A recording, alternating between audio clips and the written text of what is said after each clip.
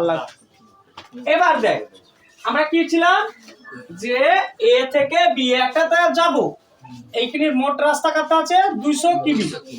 এবার বলছে এই মোটর গাড়ি আর জিপ গাড়িটা, মোটর গাড়িতে যে যতক্ষণ সময় লাগাবে জিপ গাড়িটা তার থেকে 2 ঘন্টা কম সময় লাগবে, এটা কথা বললো।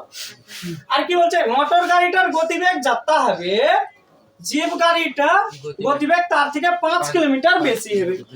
তাহলে এটাকে যদি আমি x ধরি তাহলে এটা কত হবে, এটা কত হবে x + 5 হবে, তাই না?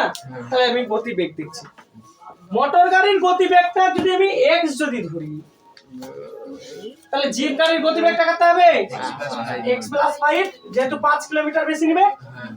ক্লিয়ার এটুকু বুঝে গেছি? আচ্ছা এবার বলছে তাহলে আমার ডিফারেন্সটা কি থাকলো, এর সময় আর এর সময়ের ডিফারেন্স 2, এর থেকে আর ডিফারেন্সের সময় 2। তাহলে আমি এর কি বের করব, সময় বের করব, এরও সময় বের করব, এরও সময় বের করব, বিয়োগ করলে আমার কি বেরিয়ে আসবে 2 বেরিয়ে আসবে। ওটাই করছি কিন্তু দেখে নি, ওই x কিমি পার ঘন্টা মানে কি x কিমি যেতে 1 ঘন্টা সময় নেই, x কিমি যেতে 1 ঘন্টা সময়, তাহলে 1 কিমি যেতে কত নেবে 1/x ঘন্টা নেবে, আর 200 কিমি যেতে কতক্ষণ সময় নেবে 200x এত ঘন্টা। আচ্ছা দেখ জিপ গাড়ির ক্ষেত্রে দেখে, জিপ গাড়ির ক্ষেত্রে দেখে নেবা, জিপ গাড়ির ক্ষেত্রে কি বলছে x + 5 কিমি যেতে সময় নেবে কত 1 ঘন্টা, তাহলে 1 কিমি যেতে কত নেবে 200 কিমি যেতে কত নেবে 200/x + 5 ঘন্টা। ক্লিয়ার এটুকু? এই বল এটাও একটা সময়, এটাও একটা সময়, ভাইয়ারা এটাও একটা সময়, এটাও একটা সময়। তাহলে কি বলছে এই সময়টা কার মোটর গাড়ির, এই সময়টা কার জিপ গাড়ির।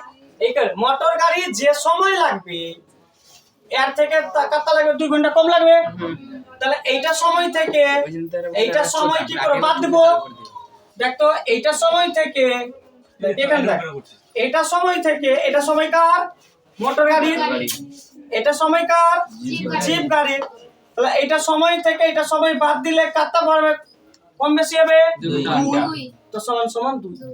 বুঝা গেল? তারপর এটা আমি ক্যালকুলেশন করেছি, ভগ্নাংশের যোগ বিয়োগ করেছি, ভগ্নাংশের যোগ বিয়োগ করে প্রসেস গুলো ধাপে ধাপে করে কি করেছি x এর মান পেয়েছি। x এর মান দুটো, x সমান -25 আর x সমান +20। তো এবার মাইনাস মান তো হয় না x এর, কত তাহলে প্লাস মানটা হবে, তাহলে এই জন্য প্লাস মান হলে +20 উত্তর।